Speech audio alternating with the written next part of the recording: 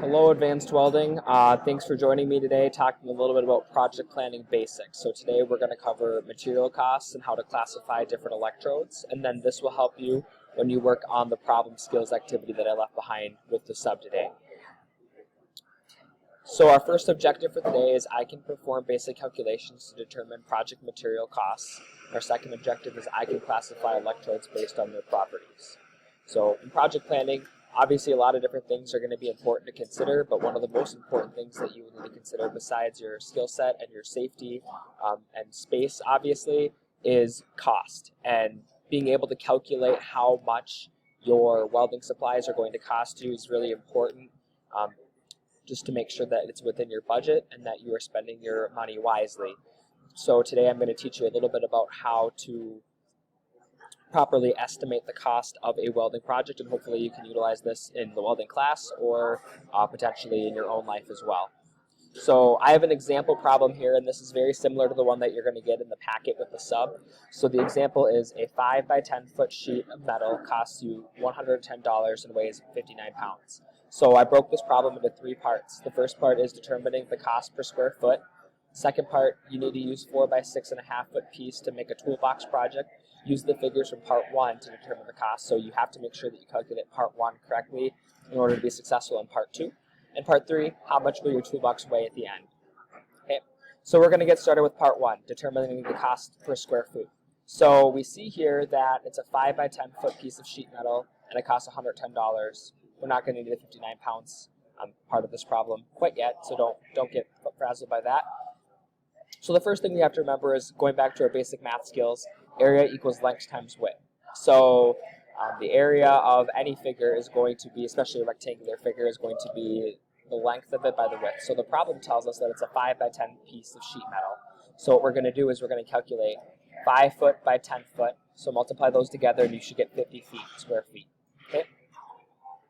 Then we need to calculate our cost per square foot. It's not enough just to stop and say, oh, we know that it's 50 square feet, but we want to figure out the cost per square foot. So the way we do that is we take the total cost, which is given in the problem, divided by the total square feet, which we just determined recently. So this would be $110 divided by 50 feet, or 50 square feet, excuse me, to be $2.20 per square foot. Okay, see how I got that? Now we're going to jump into part 2. Part 2, you need to use a 4 foot by 6.5 foot piece to make a toolbox project. Use the figures from part 1 to determine the cost. Okay, so remember, $2.20 was that figure that we got from part 1. So the first thing we're going to do again is calculate area, so length times width. Okay, so we know that 4.5 feet times 6.5 feet is going to be 26 square feet total. Okay. Then our total cost is going to be our area in square feet, which we just calculated, times our cost.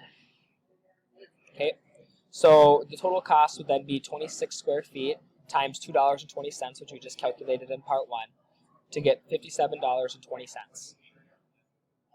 So now this is where it gets tricky. We need to set up a proportion to figure out how much our toolbox is going to weigh. So if you remember back to the initial problem, the whole piece of sheet metal costs $110 and weighs 59 pounds. Okay, so proportion is when we set 2 sides of a problem equal to each other, and utilize the variable, which we'll use x in this problem, to figure out the missing input. So obviously we're trying to figure out the total weight of the toolbox. So to compare weight, we're going to set side 1 for weight and side 2 for total square footage. Okay, so the first side, since we're obviously trying to determine the total toolbox weight, we're going to put x on the top right over here to signify that that is the missing value. That is what we're trying to find, and we know that the overall weight of the 5 by 10 foot initial piece of sheet metal is 59 pounds. So we're going to put x divided by 59 and set that equal to 26 over 50. See where I get this from?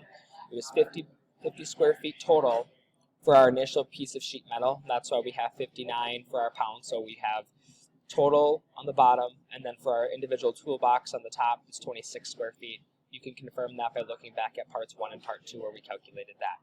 So again, on the top, we have x for the weight for the toolbox because we don't know that value yet.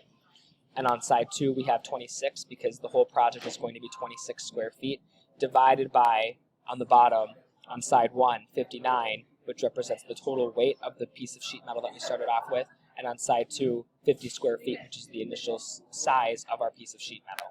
Okay, so what we're going to do here is we're going to solve it by cross multiplication. So obviously we can't multiply straight across because that's not going to yield the correct results. We have to multiply x times 50 and 59 times 26 in order to determine our overall weight of this project. So what you're going to want to do is set up an algebraic equation. So 50x, see how I'm getting that? So 50 times x equals 50x, and then set that equal to 26 times 59, which we can get from over here. Okay.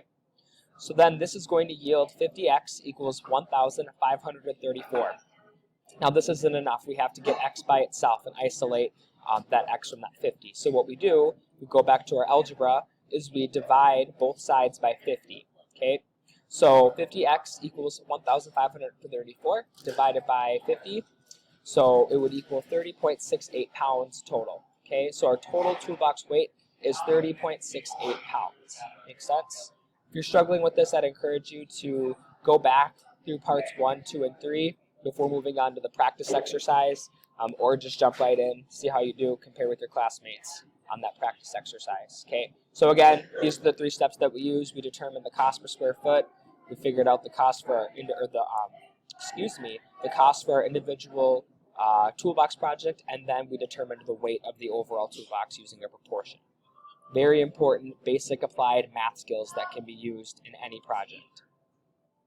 Okay, so now the last thing I want to share about today is how to classify electrodes. And there's a problem set on your practice that you're going to be working on that has this information, so I want to make sure you are successful and know how to do this. So electrodes obviously contain different properties and different, each electrode is used for a different job, obviously, so it's important that we utilize the correct electrode for each welding job that we do.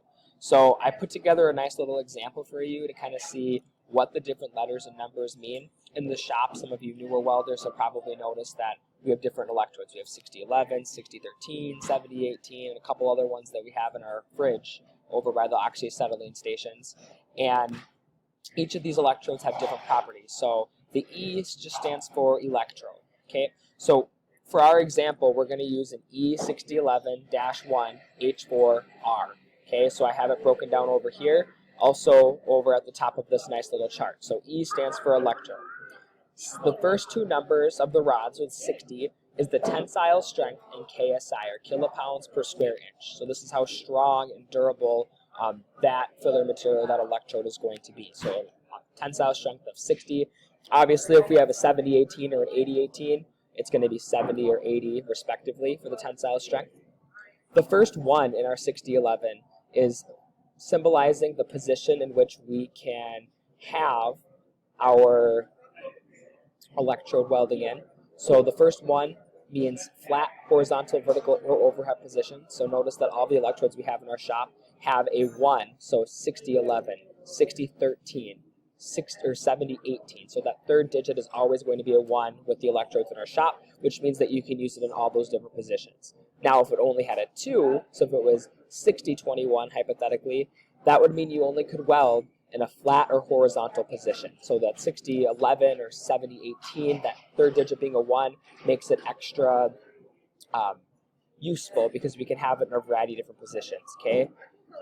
Finally, the fourth number, the fourth digit, the 1 in 6011, is cellulose potassium AC or DCEP. So this represents essentially the type of coating that we have on our electrode, along with the current that it can be utilized. So 6011, cellulose potassium is the chemical that's utilized on the outside of that electrode, that white material or that blue material, depending on the electrode.